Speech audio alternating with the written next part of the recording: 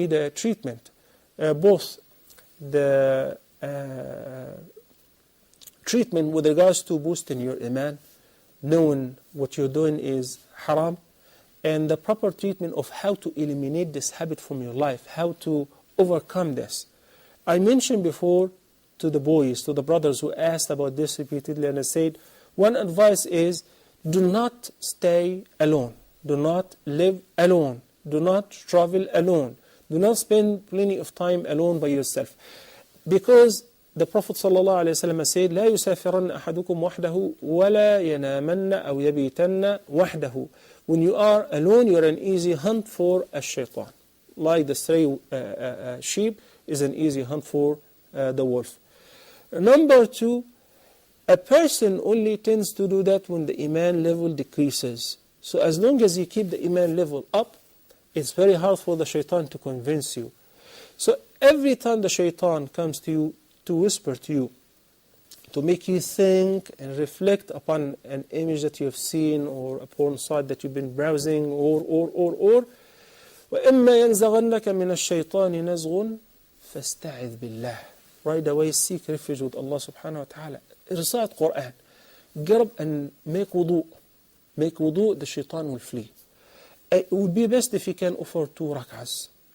Then open the Quran and recite as much Quran as you can. Or make istighfar. Or simply put your sneakers on, step out and walk or jog. Or if you have an exercise room, do some physical exercise so that it will exhaust you. Most of those who are indulged into this are not into physical exercise. They're easy hunt also. So the treatment of the problem has 2 parallel ways. It's not only by giving the advices and increasing your iman. No, there's a slot in your life which is not occupied.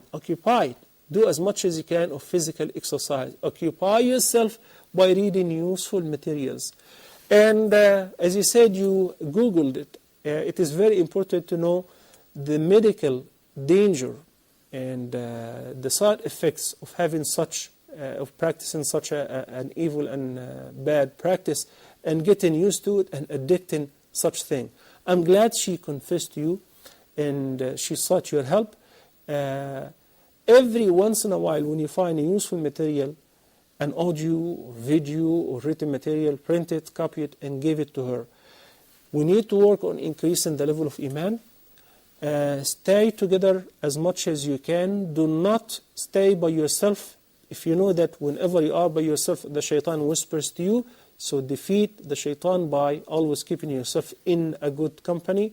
Maintain the regular prayer on time and pray nawafil as much as you can. And the best advice before the end of the program, frequent fasting. I know that in London you get to fast like for over 20 hours because the Maghrib time is very late and the Fajr is very early. May Allah help you guys. I just returned and I found it very difficult, but may Allah give you help.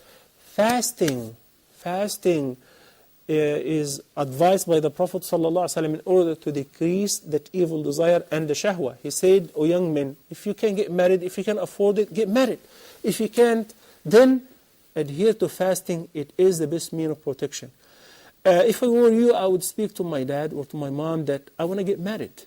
18 is a marriageable age. I understand that in London, in the UK, 16 is the legal age of marriage. So if there is a good person, a good candidate, speak to the imam, speak to your family members, get married. That is the ultimate solution to this problem.